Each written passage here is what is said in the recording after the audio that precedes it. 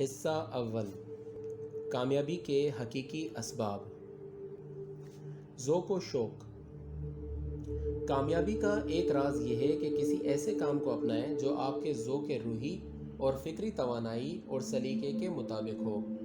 خدا نے سب کو ایک جیسا پیدا نہیں کیا، تمام انسانوں کو ہر کام کرنے کی صلاحیت عطا نہیں کی ہے، بلکہ معاشرے کی گاڑی کے پہیوں کو چلانے کے لیے اس نے ہر فرد کو ایک خاص ذوق عطا کیا ہے، مخصوص صلاحیت دی ہے تاکہ وہ ایسے ہی کام کو اپنائے جس کا وہ ذوق رکھتا ہے، اور تاکہ وہ ایسا کام انجام دے جس کا تعلق اس کے باطنی عشق اور فطری صلاحیت سے ہو۔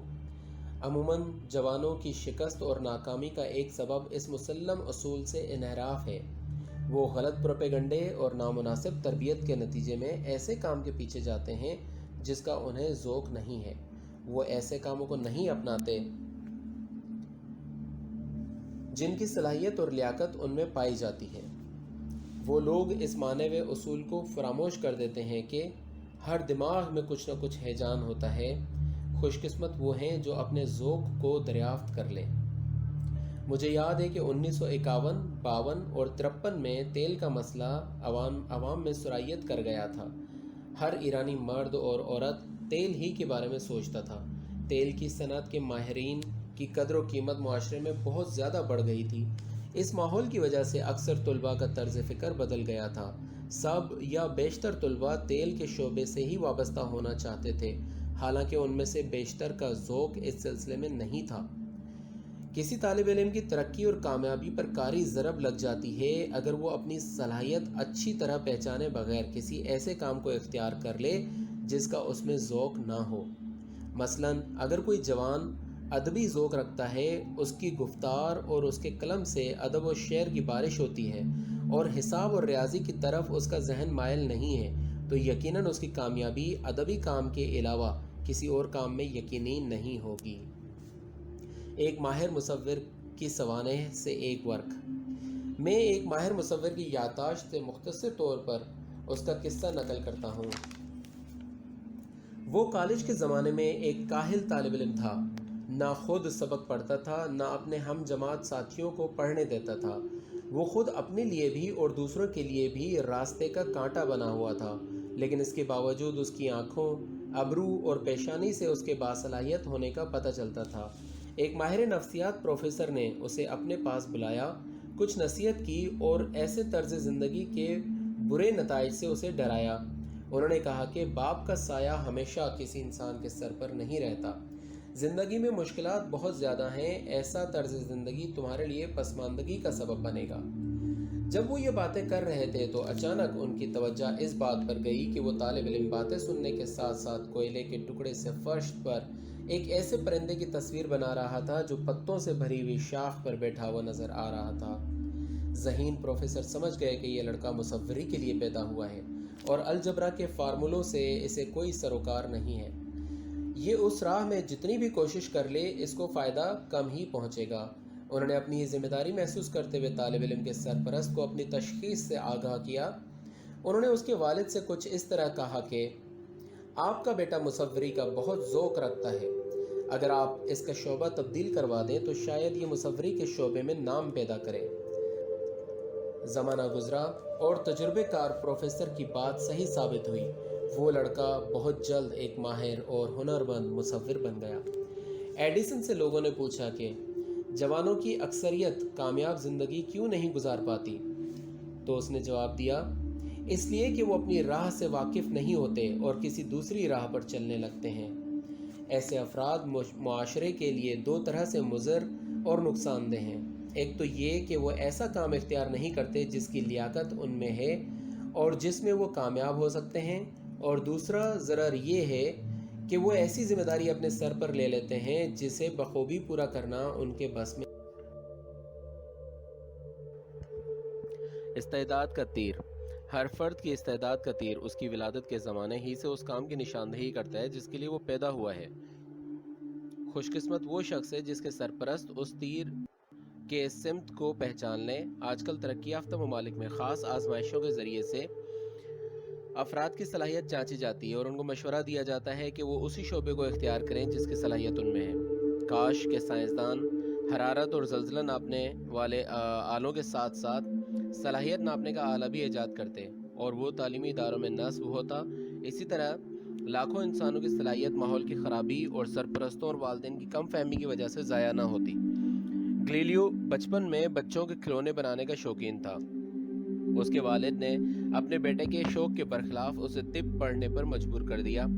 اس نے اس راہ میں ترقی نہیں کی۔ بعد میں اس نے ریاضی اور فزکس سیکھی، جس کے نتیجے میں اس کی اعلیٰ ذہانت علم نجوم اور ایسے علوم میں ظاہر ہوئی جن کی اس میں صلاحیت تھی۔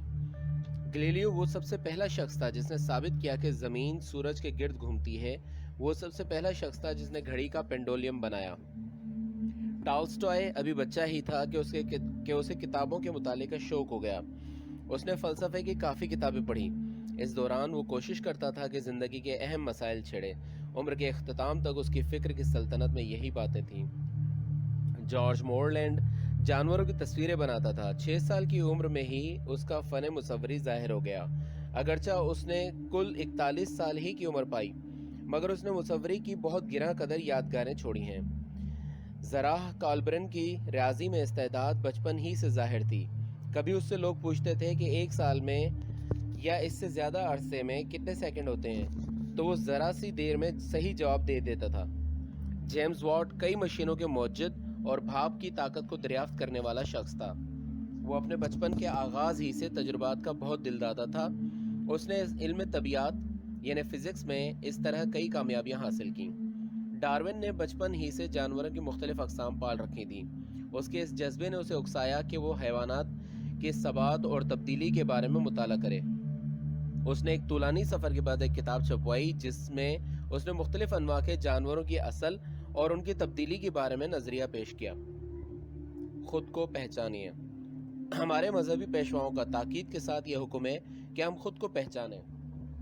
اپنے وجود کے سمندر میں غوطہ لگا کر اپنا باطن پہچاننے کی کوشش کریں۔ ہمارے باطن کے رجحانات مقناطیس کی طرح سے ہوتے ہیں کہ اپنے جیسی چیزوں کو کھینچ لیتے ہیں اور حافظے کے خزانے میں جمع کر کے ضرورت کے وقت ان سے فائدہ اٹھاتے ہیں۔ ہم جو سیکھتے ہیں اگر وہ ہمارے ذوق اور باطنی رجحانات کے مطابق ہوں تو وہ سیکھی ہوئی چیز بآسانی حافظے کے خزانے میں محفوظ ہو جاتی ہے اور لمبی مدت تک باقی رہتی ہے۔ لیکن اگر ہم ایسا کام کریں جو ہمارے باطنی رجحانات کے مطابق نہ ہو تو ہمارا ذہن اسے فراموش کر دیتا ہے اور اس طرح ہماری کامیابی کے امکانات بہت کم ہو جاتے ہیں۔ ایسا شخص جو اپنی صلاحیت اور اپنے رجحانات سے منحرف ہو گیا ہو بالکل ایسا ہی ہے کہ جیسا کہ اس نے دریا کے بہاؤ کے مخالف سمت میں تیرنا شروع کر دیا ہو، یا وہ شخص ایسا ہے جس نے خود کو سمندر کی کوہ پہ کر موجوں کے حوالے کر دیا ہو۔ ایسا شخص نہ ہونے کے برابر کامیابی حاصل کرتا ہے۔ خلاصہ یہ ہے کہ جب انسان اپنی صلاحیت و لیاقت کو پہچان لیتا ہے اور اپنی استعداد کے مطابق کام کو قبول کرتا ہے تو چونکہ اس سلسلے میں عشق اور باطنی کشش پیدا پائی جاتی ہے، اس لیے وہ اپنے مقصد میں کامیاب ہو جاتا ہے۔ چھپی ہوئی صلاحیتیں۔ بعض صلاحیتیں خاص زمانے میں ظاہر ہوتی ہیں۔ زبردست ماہر نفسیات اس قسم کی صلاحیتوں کو تشخیص دے سکتا ہے۔ کبھی ایسا ہوتا ہے کہ لوگ اپنے سیکھنے کے ابتدائی دور میں احمق اور کم عقل نظر آتے ہیں، لیکن بعد میں یہی لوگ مخصوص زمانے میں انتہائی ذہین ثابت ہوتے ہیں۔ ظاہر ہے کہ فطری قوانین کے تحت اس قسم کی صلاحیت کے لیے خاص حالات کی ضرورت ہوتی ہے۔ کہتے ہیں کہ آئنسٹائن جو کہ اپنے زمانے کا عظیم اسکالر اور ریاضی دان تھا، وہ ابتدائی جماعتوں میں فیل ہو جایا کرتا تھا، لیکن مخصوص حالات میں اس کی صلاحیت خود بخود ظاہر ہو گئی۔ کبھی ایسا ہوتا ہے کہ بعض افسر ایک مدت تک بے ہمت اور ڈرپوک مشہور رہتے ہیں، لیکن جب کام کا موقع آتا ہے تو ایسی بہادری کے جوہر دکھاتے ہیں کہ منہ حیرت سے کھلے کے کھلے رہ جاتے ہیں۔ ملک شاہ سلجوقی تک خبر پہنچی کہ قیصر روم بغداد فتح کرنا چاہتا ہے۔ شاہ سلجوقی نے باقاعدہ فوج کے ساتھ ایران کی سرحد کی طرف حرکت کی۔ وزیر خواجہ نظام الملک نے ایک دن فوج کا معائنہ کیا۔ اس کی نگاہ ایک چھوٹے قد کے فوجی پر پڑی۔ اس نے حکم دیا کہ اسے صف سے نکال دیا جائے۔ اس کا خیال تھا کہ یہ چھوٹے سے قد کا فوجی کسی کام نہیں آئے گا اور کچھ کام نہیں کر پائے گا، لیکن ملک شاہ نے اس وزیر سے کہا، تم کو کیا خبر، ہو سکتا ہے کہ یہی فوجی قیصر کو گرفتار کر لے۔ اتفاق سے مسلمانوں کو کامیابی نصیب ہوئی اور روم کا بادشاہ قیصر اسی چھوٹے سے قد کے فوجی کے ہاتھوں گرفتار ہوا۔